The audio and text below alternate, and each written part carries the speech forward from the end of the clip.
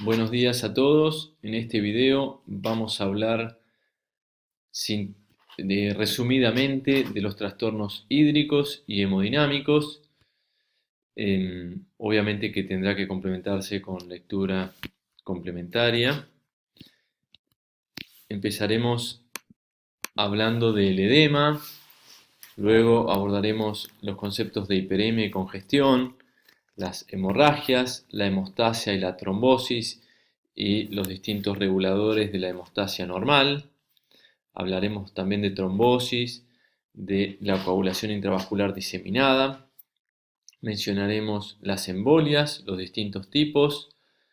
También brevemente resumiremos el infarto, por qué está generado, y la fisiopatogenia del shock y las distintas fases. Para empezar, debemos decir que el líquido del agua corporal total en un hombre corresponde aproximadamente al 60% del peso corporal, y eso se distribuye en el compartimiento intracelular, que corresponde aproximadamente al 40% del peso corporal, y en líquido extracelular, el cual a su vez se divide en el volumen que está dentro de los vasos sanguíneos, es decir, el volumen plasmático, y el líquido intersticial, es decir, el volumen de líquido que está entre las células, en el espacio intersticial precisamente. Bueno, el desplazamiento de los líquidos en estos distintos compartimentos fueron explicados por la ecuación de Starling, que permite predecir la presión de filtración neta, es decir, del pasaje desde un capilar hacia el intersticio. Esto está determinado básicamente por fuerzas hidrostáticas y fuerzas coloidosmóticas. ¿Cuáles son las fuerzas que desplazan el líquido fuera de los capilares? En primera instancia, la presión hidrostática que hay dentro del capilar, es decir, la presión que genera el líquido mismo para salir hacia afuera del vaso. Y otra presión que desplaza el líquido hacia afuera es la presión coloidosmótica que hay en el líquido intersticial, es decir, la presión que generan las proteínas que hay en el intersticio. Por el contrario, las fuerzas que retienen el líquido dentro de los vasos son, como mayor es la presión coloidosmótica plasmática, o la presión oncótica también conocida, es la presión que generan las proteínas que están dentro del plasma, de la sangre, que hacen retener al líquido, hacen una fuerza de retención del líquido. Y por otro lado, con menor fuerza, la presión del líquido intersticial, la presión hidrostática del líquido intersticial. Acá podemos ver el dibujo, la presión oncótica intersticial hace desplazar el líquido hacia afuera, la presión hidrostática del capilar desplazar el líquido hacia afuera, en cambio la presión oncótica del capilar, la presión coloidosmótica, que básicamente está determinada por la albúmina, es la fuerza más importante para retener el líquido. En condiciones normales, en el extremo arterial hay salida de líquido porque hay una mayor presión hidrostática dentro del capilar, y en el lecho venoso hay una reabsorción, digamos, o una mayor fuerza, un mayor predominio de la presión coloidosmótica del plasma. Esto en general se mantiene en un equilibrio, aunque puede haber un flujo neto desde los capilares hacia el líquido intersticial. En general lo hay, pero esto es reabsorbido por los vasos venosos, que a través de las distintas ramas, llegando al conducto torácico, desemboca en la vena subclavia, y este líquido finalmente desemboca en el mismo torrente circulatorio que le dio origen. De alguna manera, en condiciones normales, hay un equilibrio entre lo que sale y lo que se reabsorbe. ¿Qué es el edema? Es cuando se pierde ese equilibrio y se acumula líquido en el espacio intersticial o intercelular. Acá podemos ver el lecho capilar, las células y este sería el espacio intersticial o espacio intercelular, el que está entre las células. El acúmulo de líquido a dicho nivel es lo que se denomina comúnmente como edema, también llamado hidropesía. También se puede acumular edema en las cavidades de nuestro organismo, como por ejemplo en el espacio pleural o en el peritoneo, lo que se denominan derrames pleurales, peritoneales, etc. El edema puede ser localizado, por ejemplo, un edema periorbitario, que es común en las nefropatías graves, o un edema pulmonar, por ejemplo, donde hay líquido ocupando los espacios alveolares. Y también puede ser un edema sistémico, como ocurre, por ejemplo, en la insuficiencia cardíaca congestiva, donde muchos espacios intersticiales, o la gran mayoría, presentan mayor cantidad de líquido. El signo clínico del edema se denomina signo de Godet o fobia, es presionando sobre una superficie ósea y luego descomprimiendo podemos ver que queda la impronta del dedo porque se escurrió el líquido intersticial en dicha área. Entonces, ¿cuáles son las causas del edema? Básicamente el aumento de la presión capilar, que es una de las fuerzas más importantes que genera la salida de líquido desde los vasos hacia el intersticio, o la disminución de la presión coloidosmótica del capilar, es decir, reducción de la cantidad de proteínas o de albúmina, precisamente en el plasma, van a hacer que esa fuerza disminuya su presión y el líquido se extravase hacia el intersticio. Si la capacidad de los vasos linfáticos de reabsorber no es suficiente para reabsorber todo el líquido que se extravasó, se produce el edema. Bueno, esto es lo que acabábamos de mencionar. Entonces, la presión hidrostática y la osmótica capilar suelen estar equilibradas, sin ganancia o pérdida neta de líquido, pero cuando hay un aumento de la presión hidrostática o una reducción de la presión osmótica, y esto no es reabsorbido por el lecho venoso, el lecho linfático, se produce el edema. Hay distintas categorías de edema, puede ser por aumento de la presión hidrostática, los ejemplos clásicos de estos son alteraciones del retorno venoso, es decir, la sangre no puede volver por las venas y se provoca una congestión a dicho nivel, lo cual aumenta la presión hidrostática aguas abajo de ese vaso. La insuficiencia cardíaca congestiva, el ejemplo clásico de un aumento masivo de la presión hidrostática capilar. Por reducción de la presión coloidosmótica, por hipoproteinemia básicamente, una de las causas es el síndrome nefrótico por pérdida de proteínas a través del glomérulo, o la insuficiencia hepática, como no se puede producir la suficiente cantidad de albúmina, hay hipoproteinemia, por ende reduce la presión coloidosmótica. Otras categorías no tan frecuentes son la obstrucción linfática, que puede ser por distintas causas, ya sea inflamatoria, neoplásica, retención de sodio o causas inflamatorias que generen edema. Por ejemplo, en la insuficiencia cardíaca hay un aumento de la presión hidrostática del capilar, esto por ende genera edema. Hay disminución del flujo sanguíneo renal, lo que activa el sistema renina-angiotensina-aldosterona con la consiguiente retención de agua y sodio, aumenta la volemia, aumenta la presión hidrostática del capilar, genera más edema.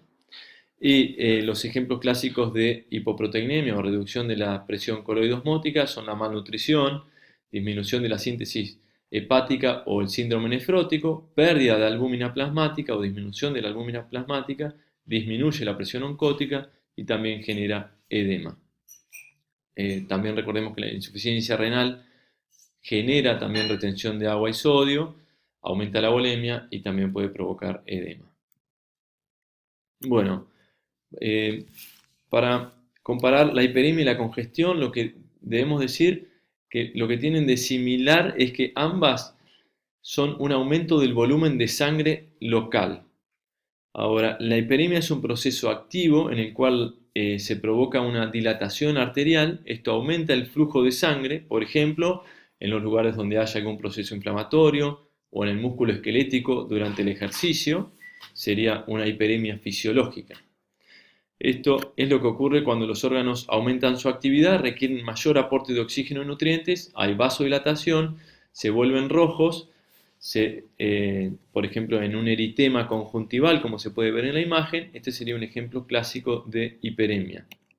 En cambio, la congestión es un proceso pasivo debido a que hay una reducción del flujo de salida, es decir, la sangre no puede volver por el retorno venoso. La congestión puede ser sistémica, como por ejemplo en la insuficiencia cardíaca congestiva, o local, por ejemplo, en una obstrucción de una vena aislada. Los tejidos se vuelven de una coloración rojo-azulada, lo que se denomina cianótico, como se puede ver en esta imagen de este riñón, de una coloración rojizo-azulada. Eso es debido a la acumulación de eritrocitos con hemoglobina desoxigenada. Pueden provocar edema y pueden ser sistémicos, la insuficiencia cardíaca congestiva, por ejemplo, o local, según la causa. Entonces, acá tenemos imágenes de cómo es el flujo normal, la arteriola, el lecho capilar arterial, lecho capilar venoso y el flujo. Normalmente es el mismo el flujo de entrada que de salida. En la hiperemia, como hay, por ejemplo, en el ejercicio o en la inflamación, hay una vasodilatación, aumenta el flujo, por ende, estos tejidos van a estar eritematosos, es decir, van a tener un color rojizo porque hay mayor cantidad de sangre oxigenada. Y en la congestión, como está disminuido el flujo de salida, por ejemplo, una obstrucción local por un tumor o en la insuficiencia cardíaca congestiva, justamente, se provoca una obstrucción, disminución del flujo, entonces va a haber una acumulación de sangre desoxigenada, por ende la coloración va a ser ese característico rojo azulado o cianótico. Entonces, repasando, hiperemia es un proceso activo por vasodilatación, la congestión es un proceso pasivo por disminución del retorno venoso. La hiperemia es por aumento del riego sanguíneo y la congestión es por escaso vaciamiento de la sangre, por ejemplo en la insuficiencia cardíaca. En la hiperemia los tejidos se ven eritematosos de color rojizos por la sangre oxigenada, en cambio en la congestión se ven cianóticos o rojo azulados por la presencia de hemoglobina reducida predominante. Una hemorragia, en cambio, se define como la extravasación de sangre hacia el espacio vascular, extravascular, perdón. Se debe a la rotura de una arteria o una vena de gran calibre. Esto puede producir una hemorragia grave, entre las que se incluyen los traumatismos, entre las causas, la aterosclerosis o una erosión inflamatoria o neoplásica de la pared vascular. Acá vemos un esquema de la pared vascular, una ruptura y una hemorragia. Y acá vemos una hemorragia, por ejemplo, conjuntival, donde hay extravasación directa de la sangre. Lo que veíamos en la hiperemia conjuntival eran vasos dilatados con mayor cantidad de sangre, esa era la hiperemia. En cambio acá estamos viendo directamente sangre extravasada al espacio extravascular o intersticial. Bueno, las hemorragias se pueden clasificar en externas o internas según su tamaño en petequias, púrpura, equimosis, y cuando se provocan en una cavidad se las llama, por ejemplo, en el tórax hemotórax, en el pericardio hemopericardio, en el peritoneo hemoperitoneo y en una articulación una hemartrosis. Respecto a la hemostasia y la trombosis, debemos decir que la hemostasia normal es un proceso regulado que mantiene la sangre en un estado líquido dentro de los vasos normales, pero permite la formación rápida de un coágulo hemostático cuando hay una lesión vascular, es decir, que es el equilibrio para que la sangre esté en el estado fluido, pero para que no haya hemorragias tampoco. La trombosis vendría a ser el equivalente patológico de la hemostasia, es la formación de un coágulo de sangre cuando los vasos están intactos, es decir, cuando no hay ruptura, cuando no hay necesidad de formar un trombo. La hemostasia y la trombosis están regulados básicamente por el endotelio y todas las funciones que cumple, que las mencionaremos brevemente, las plaquetas y la cascada de la coagulación. El endotelio, que está constituido básicamente por las células endoteliales, son una pieza clave en la regulación de la hemostasia. Tienen un equilibrio entre propiedades anti y protrombóticas según si el epitelio está sano o no. Normalmente cuando el epitelio está sano tiene condiciones antiagregantes, anticoagulantes y fibrinolíticas. En cambio, cuando sucede una lesión, se activan numerosas actividades protrombóticas, como pueden ser activar a las plaquetas, activar distintos agentes procoagulantes y antifibrinolíticos. Entonces, el endotelio se puede activar por traumatismo, por lesión o por agentes infecciosos, por fuerzas hemodinámicas, como puede ser un flujo turbulento, por distintos mediadores plasmáticos y citoquinas, etc. Las plaquetas que derivan de los megacariocitos que están en la médula ósea son fragmentos del citoplasma del megacariocito, son elementos pequeños anucleados que se pueden ver de esta coloración en el frotis de sangre. Fíjense cuánto más pequeños que el eritrocito. Tienen gránulos, perdón, este es el megacariocito, se están desprendiendo en un sinusoide de la médula ósea las plaquetas. Las funciones de las plaquetas son la formación del trombo plaquetario, es decir, tienen la función de adherirse entre sí y activarse, que la activación provoca cambios morfológicos, sufren alteraciones de su membrana, estimulan la síntesis de ellas mismas, de los gránulos, liberan los gránulos y provocan la agregación plaquetaria, es decir, suman más cantidad de plaquetas. Es como un feedback positivo a ellas mismas. Se inicia el ciclo, la vía del ácido araquidónico para producir tromboxano A2, que está involucrado en la activación de otras plaquetas. El inhibidor de esto es más conocido como los inhibidores de la ciclooxigenasa, perdón, el más conocido es el ácido acetilsalicílico. Las plaquetas tienen almacenado en gránulos factores de la coagulación, como el factor 1, el factor 2, 3, 4, fibrinógeno, factor de von Willebrand, factor 13 y la trombostenina, entre otros. Por otro lado, la cascada de la coagulación consiste en una serie de conversiones enzimáticas que se van amplificando. Cada paso consiste en la ruptura mediante proteólisis de una proenzima inactiva para dar lugar a una enzima activada que terminará en definitiva formando un coágulo insoluble de fibrina. Bueno, de la cascada de la coagulación tenemos una vía intrínseca y una vía extrínseca que les recomiendo que lo lean. Básicamente en el gráfico están representados en rosado las proenzimas inactivas y cuando son activados por algún elemento coadyuvante pasan a estar en verde, por ejemplo el factor 12 en contacto con el colágeno pasa a activarse a factor 12A. El factor tisular es el que va a activar en la vía extrínseca al factor 7 y entre ellos dos van a formar parte de la vía común. Y en definitiva, ambas terminan en la formación de trombina para que degrade el fibrinógeno a fibrina y así se pueda formar el coágulo. Básicamente cuando ocurre una lesión endotelial, como podemos ver en la imagen, se pierden estas células endoteliales que están acá, se pierden y se produce una vasoconstricción refleja. Esto debido a proteínas como la endotelina, que libera justamente el endotelio dañado, produce esta vasoconstricción también, y se expone la matriz extracelular que tiene propiedades procoagulantes.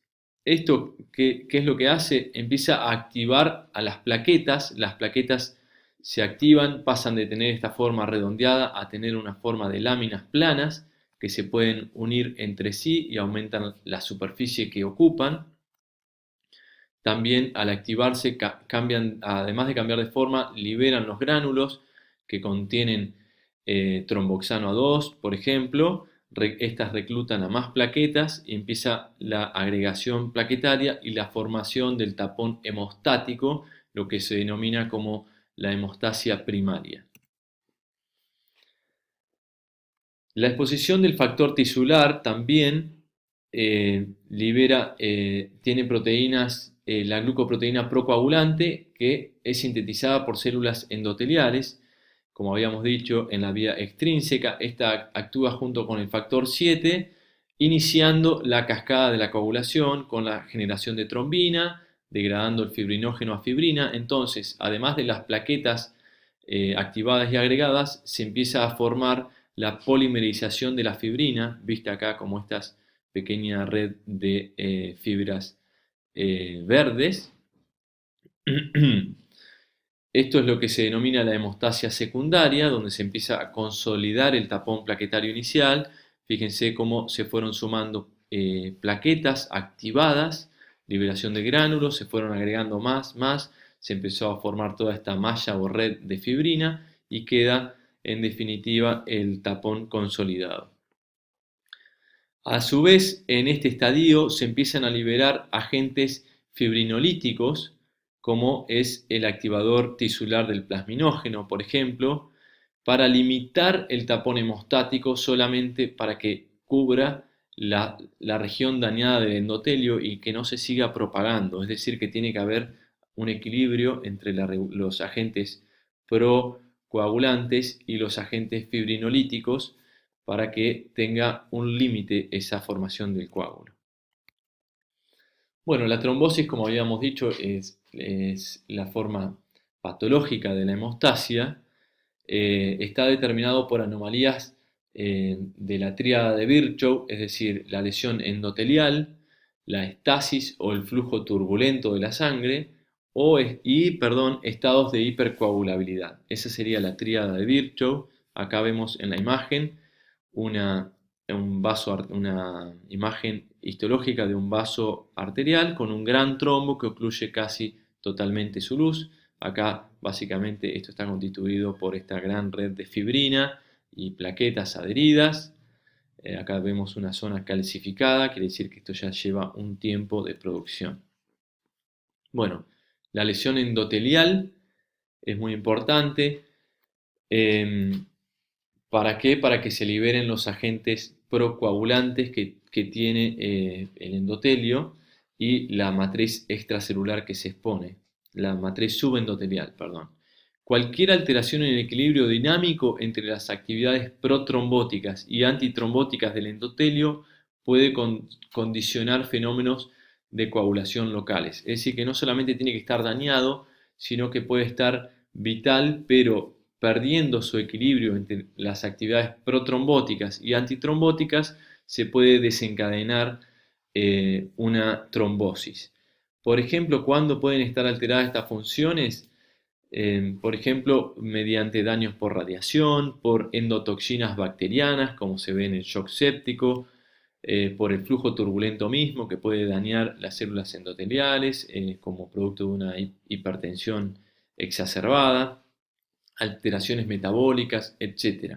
Cualquier lesión endotelial genera predisposición para generar una trombosis. Las alteraciones del flujo normal de la sangre, el flujo laminar, también puede generar turbulencia y estasis, lo que contribuye a la trombosis arterial y cardíaca por disfunciones o lesiones endoteliales, genera contracorrientes, bolsas de estasis locales, son factores importantes en el desarrollo de trombos. ¿Por qué? Porque inducen la activación endotelial, fomentan la actividad procoagulante y la adherencia de los leucocitos, interrumpen aún más el flujo laminar y las plaquetas entran en contacto directo con el endotelio y además impiden el lavado y la dilución de los factores de la coagulación, que es un equilibrio importante. Entonces se empiezan a acumular estos factores, se empiezan a consumir los inhibidores y por ende se produce la coagulación o trombosis. Y la tríada de Virchow, la tercera pata, son estados de hipercoagulabilidad o trombofilia, es decir, tendencia a formar trombos. Esto contribuye con menor frecuencia que las dos patas anteriormente mencionadas, pero es importante en algunos casos. Recordar que estos factores o estos estados de hipercoagulabilidad pueden ser primarios o genéticos o secundarios y adquiridos. Los genéticos pueden ser mutaciones puntuales, por ejemplo, del factor 5 o de la protrombina. Este es un cuadro que intenta em, em, mostrar las distintas causas que pueden generar, ya sea genéticas o adquiridas, factores de trombofilia o de hipercoagulabilidad. Perdón. La coagulación intravascular diseminada es un proceso patológico que se produce por activación y estimulación excesiva de la trombina, de los factores de la coagulación y de las plaquetas. En general, lo que ocurre es una trombosis obstructiva de la microcirculación de manera masiva, y como hay consumo de los factores de coagulación por esta trombosis masiva, también se produce hemorragia. Esto también genera, obviamente, déficit en la perfusión tisular, con la consiguiente necrosis tisular y disfunciones orgánicas múltiples. En general, es un proceso que se presenta ante distintas situaciones, como pueden ser complicaciones obstétricas, que agrava aún más la complicación, infecciones graves, como puede ser una sepsis, o tumores malignos evolucionados, que pueden complicarse con una SID, una coagulación intravascular diseminada. Entonces, como dijimos, es una trombosis difusa o diseminada en los microvasos que determina el consumo de las plaquetas, de ahí que también se lo llama coagulopatía de consumo. Es un trastorno trombótico inicial que se puede convertir finalmente en una catástrofe hemorrágica. Se debe recordar también que la SID no es un trastorno primario, sino que es una posible complicación de cualquier cuadro que determine una activación diseminada de la trombina. Una embolia es cualquier masa sólida, líquida o gaseosa que se libera dentro de los vasos y es transportada por la sangre a un lugar alejado de su punto de origen. En general se deben a tromboembolias, es decir, se liberan fragmentos de un trombo y ese fragmento se transforma en una embolia que es transportado hasta un lugar donde la circulación no permite su pasaje y este ocluye la circulación a dicho nivel. Es inevitable que los émbolos queden atascados en vasos de calibre demasiado pequeño, lo que determina la oclusión vascular parcial o completa. Por ende, se genera necrosis isquémica del tejido distal a ese vaso. Según su origen, los émbolos pueden quedar alojados en cualquier punto del lecho vascular, pero se comprende mejor si los dividimos en la circulación pulmonar o sistémica. Esta es una imagen macroscópica de un embolismo pulmonar, una embolia pulmonar, como pueden ver acá. Este es un gran émbolo que seguramente se haya desprendido de una trombosis venosa profunda. Corrió a través del retorno venoso, pasó por la aurícula derecha, ventrículo derecho y finalmente quedó atascado en esta bifurcación de la arteria pulmonar, con la oclusión del tejido, perdón, la oclusión de este lecho arterial y la complicación de isquemia del tejido distal a la obstrucción. También podemos tener tromboembolias sistémicas, generalmente generadas por desprendimiento de algún trombo a nivel de la aurícula izquierda. Embolias de grasa y de médula ósea son otros ejemplos menos frecuentes, pero que también ocurre. Embolia aérea, como es el síntoma por descompresión de los buzos. Embolia de líquido amniótico, etc. Son embolias menos frecuentes, pero que también pueden ocurrir. La embolia de médula ósea, por ejemplo, puede ocurrir luego de una fractura que algún material de la matriz de la médula ósea, perdón, se mete dentro de un vaso y se genera una embolia. El infarto es una zona de necrosis isquémica que es causado por una oclusión de la irrigación arterial o del drenaje venoso. El ejemplo típico de un infarto agudo de miocardio es la arteria coronaria. En algún sitio se ve ocluido el pasaje de su luz, por ejemplo, por un émbolo o por una placa de aterosclerosis, ¿sí? O por un coágulo formado a nivel de la placa de aterosclerosis, lo que produce la obstrucción del flujo y la consiguiente disminución de la perfusión tisular, por ende se genera un área infartada. Casi todos los infartos se deben a oclusiones arteriales de origen trombótico, es decir, por un trombo o por un émbolo. Acá vemos un esquema de un infarto agudo de miocardio. Esta es la zona que en las primeras horas se va a ver eh, hipercongestiva, con bordes pobremente delimitados, pero que ocupa gran parte de la pared del miocardio.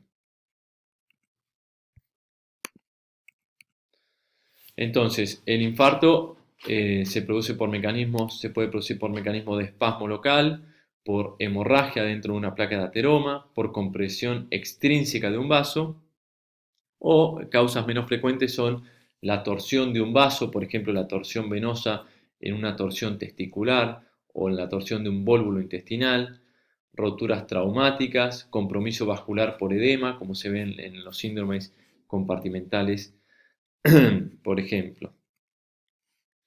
Factores que inician el desarrollo de un infarto, que condicionan, perdón, el desarrollo de un infarto.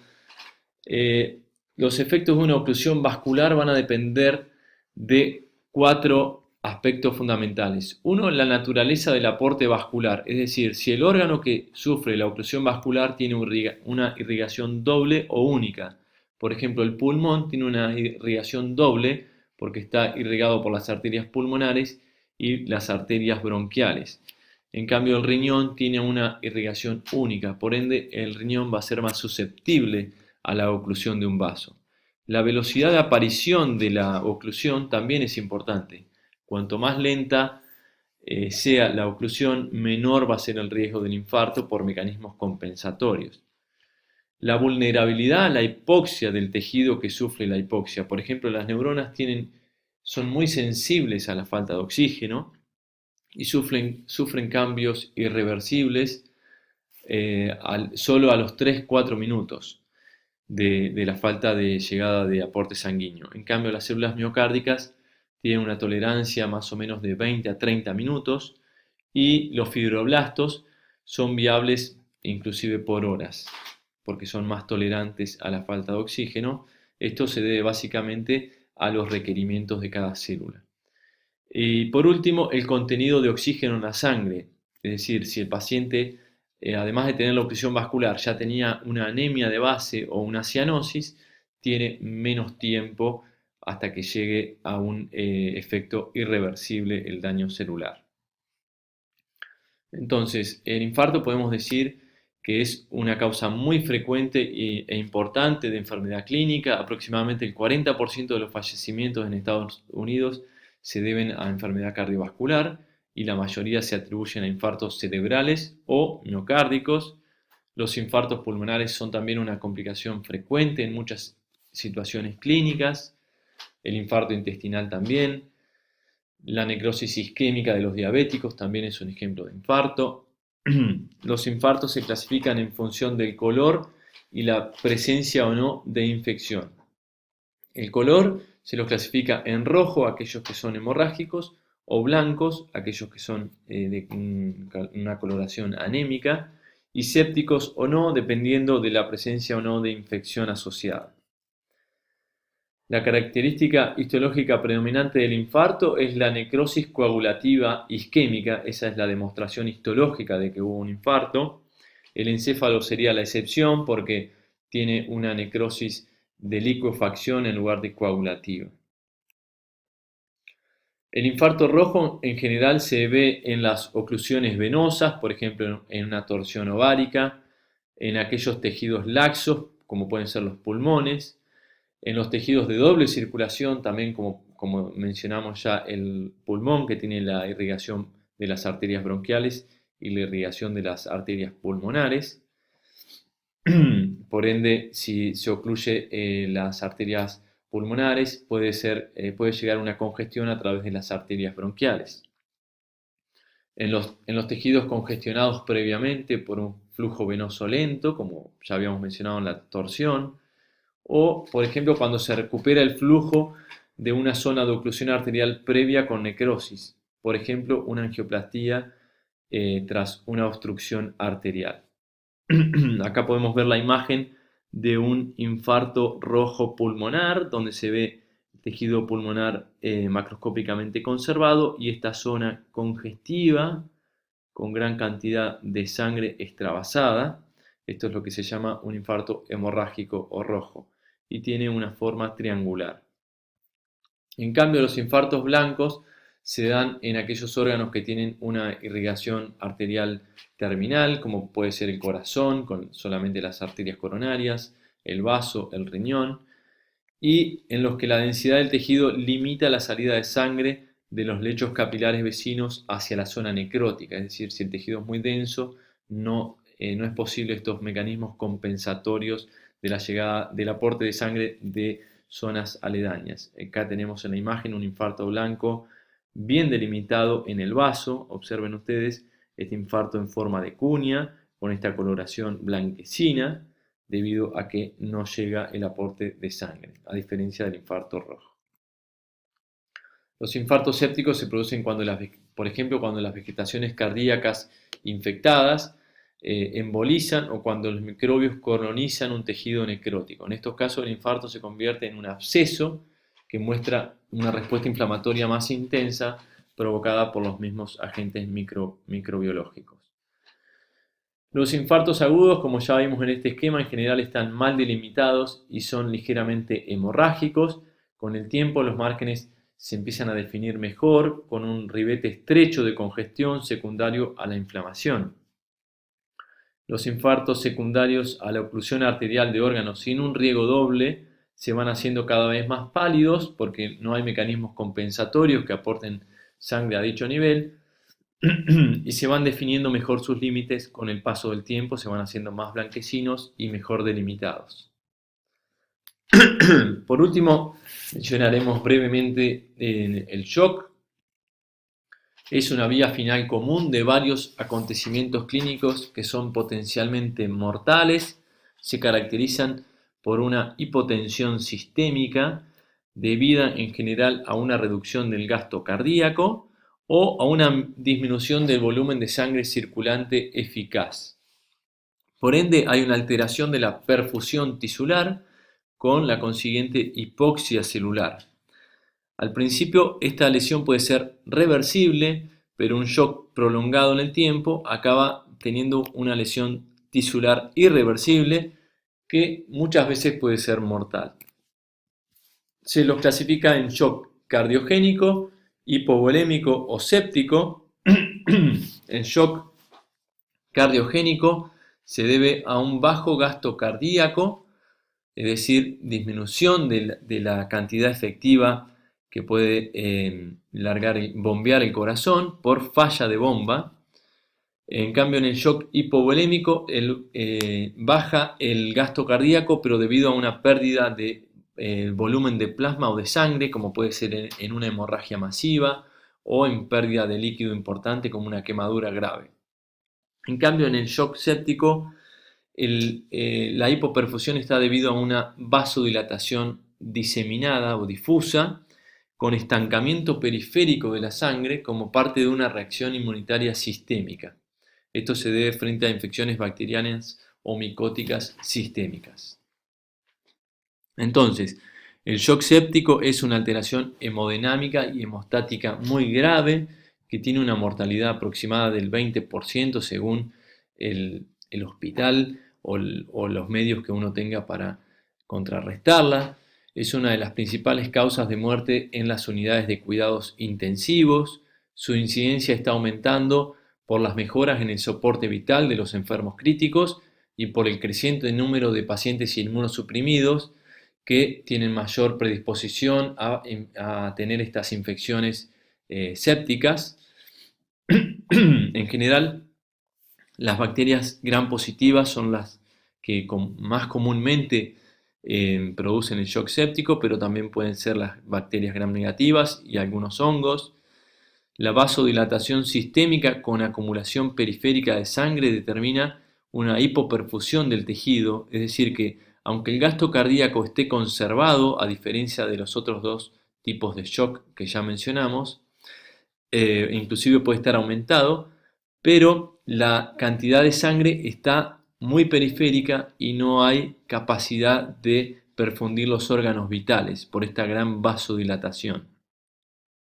Esta alteración se puede asociar a una activación masiva de las células endoteliales por daño de las mismas por distintas toxinas de los microorganismos que con frecuencia pueden provocar una situación de hipercoagulabilidad, como ya hablamos.